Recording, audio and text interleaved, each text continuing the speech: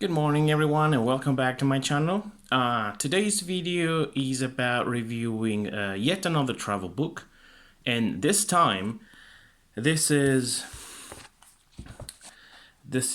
D.H. Lawrence's Sea and Sardinia. Most of you will recognize D.H. Lawrence, the author of Lady Chatterley's Lover. And this is the interesting thing about authors like him.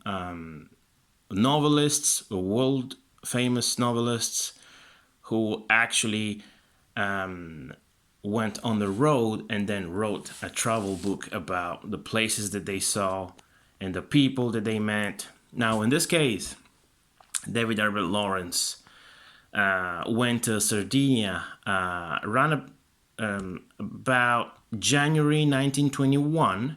So he was living in Sicily at the time, and with his German wife, which he calls QB in the book, and it didn't immediately click. The QB stands for Queen Bee. He basically gets on a train. He used to live on the east coast of Sicily. He got on a train, went to Palermo, and from Palermo he took he boarded a ship. We would call them we'll call it a cruiser today, and they went to Sardinia. And in Sardinia, they visited a number of places. They visited Cagliari, which is the largest city in Sardinia, in the south, and then they traveled north through the internal parts of the region. I don't know that many of you know Sardinia is an island, and the internal sections of the island are mountainous. So you got a lot of mountains, you got a lot of hills.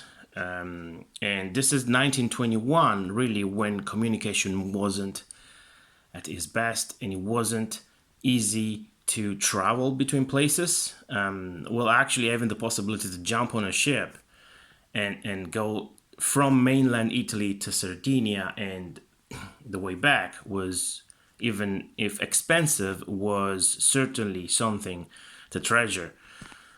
It is a short book, 178 pages.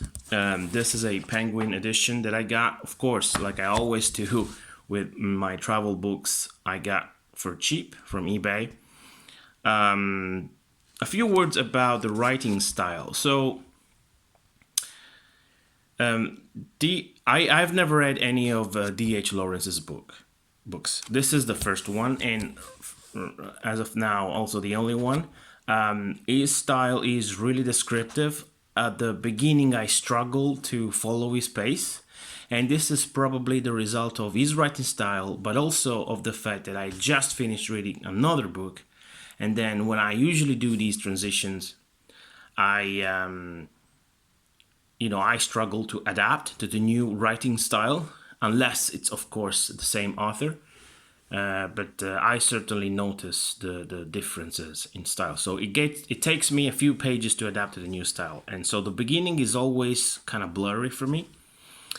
But as I got on with this book, I saw more and more of the unique style that differentiates Lawrence from other authors, and it probably is something worth mentioning that novelists tend to write, at least in my experience, tend to write more descriptive travel books than people like Paul Theroux, who are not novelists. Well, although he wrote a novel. But, these are the tricks of the trade to be able to describe things that people are not seeing. Sometimes I struggle with that because too many descriptions put me off track, whereas I like to be given a few hints, sure, but I like to be given the opportunity to create the images in my mind. So if you give me all those words describing people's dresses, which is what Lawrence does all the time in this book, it's mostly about how people dress. then I struggled to find exactly what the dress looked like. And of course, I went on the internet trying to look for traditional dresses in Sardinia, and you can find very many of those. And it's indeed something very spectacular to look at. Something that Lawrence brags about all the time in this book is accommodation. Actually, this is 1921 Italy. So in Europe in general, the quality of accommodation wasn't as good as it generally is these days. There's no reviews. You don't know where the hotels or inns are.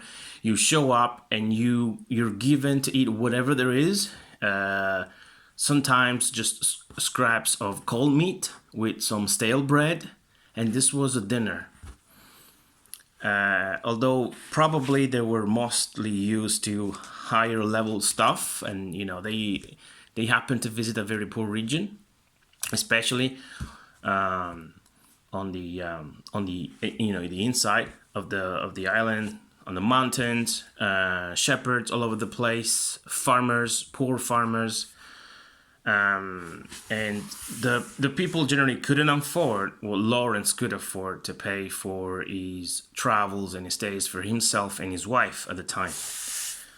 But all in all, it's a really descriptive book, and it gives me that weird feeling. I would have liked to see what a poor and beautiful region was 100 years ago. This is used to be an unspoiled region, so certainly lots to see from the in terms of landscape, in terms of beaches, the sea, which is amazing in some of those parts, and the towns and the people. So all in all, this book is not just travel. It probably has less traits about the geography of the place and far more about the people. So if you're interested in those kinds of travel books, I really suggest you guys read D.H. Lawrence's Sea and Sardinia.